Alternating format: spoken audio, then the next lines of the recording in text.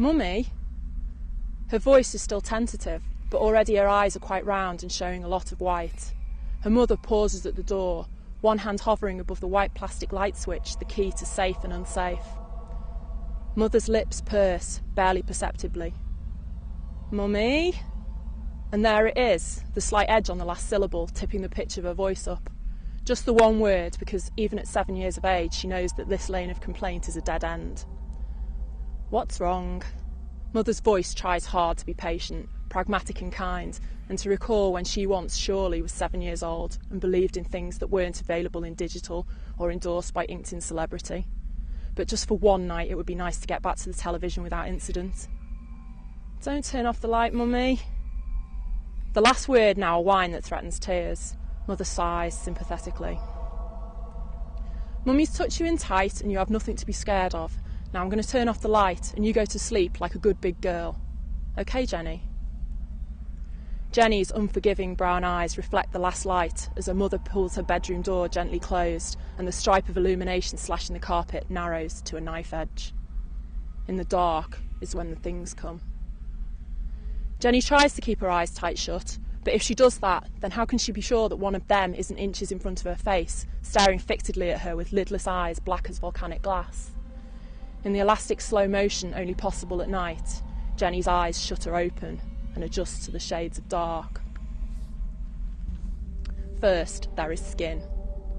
Skin is the name that Jenny gives to the face in her door handle, its screw eyes glinting in even the thickest part of night, keyhole mouth stretched in a perpetual howl of outrage. Skin lets in the shadow man who glides across her walls. He is nearly transparent and flat as a stamp. He can slip through the tiniest crack, and when cars turn into the cul-de-sac with their headlights blazing, he dances. You have to keep the curtains closed at night. Jenny closes her own curtains like a big girl as soon as the light fades enough for her to see her own solemn reflection in the pane.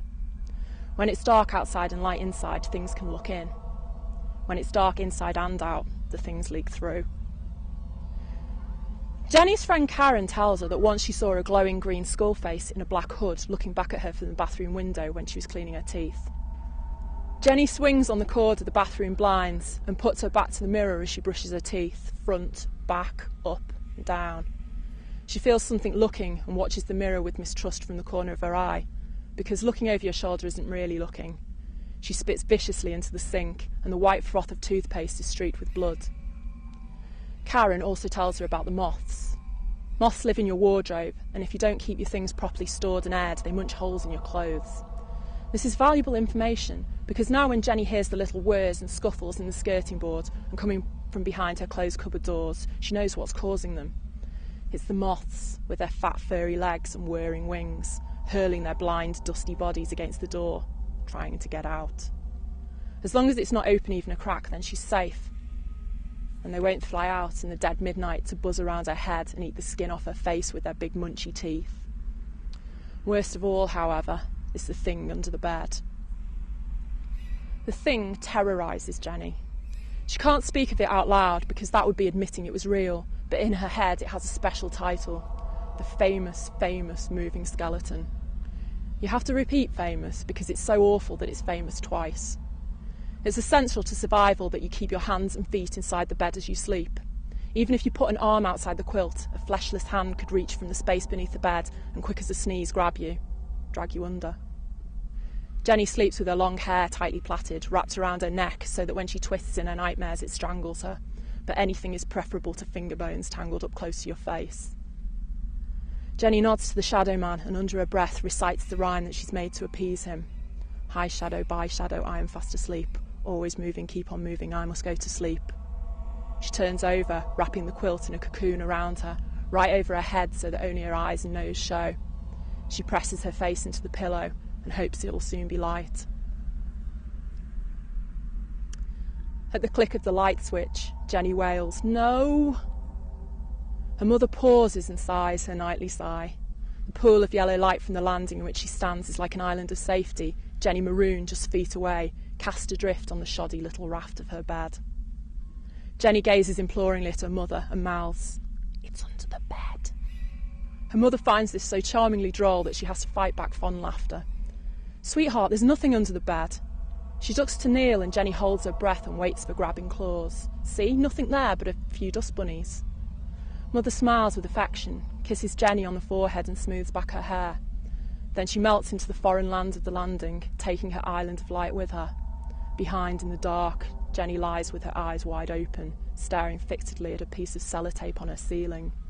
The Dust Bunnies. The Dust Bunnies are a far worse enemy than the famous moving skeleton. They have ousted him from his lair under the bed, and now he lives in the cupboard with the moths. Jenny knows this for a fact because she heard Daddy say that Mr. Wilkinson has a skeleton in his closet.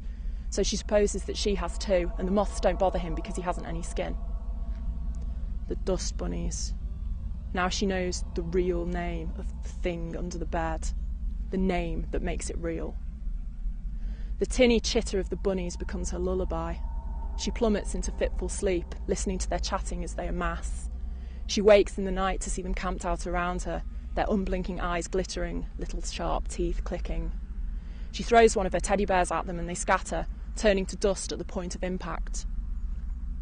They're frightening because they're many, and even when you clean them up, they keep on coming back. Mummy says so.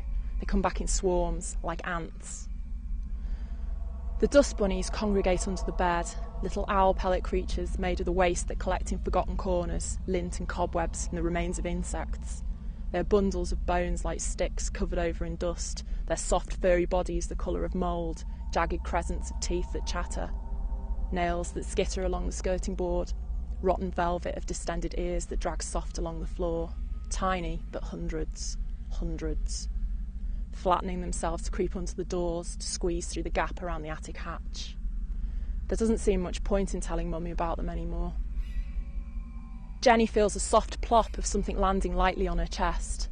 She thinks of the stories she's heard, of old hag and cats that suck out the breath of sleeping children.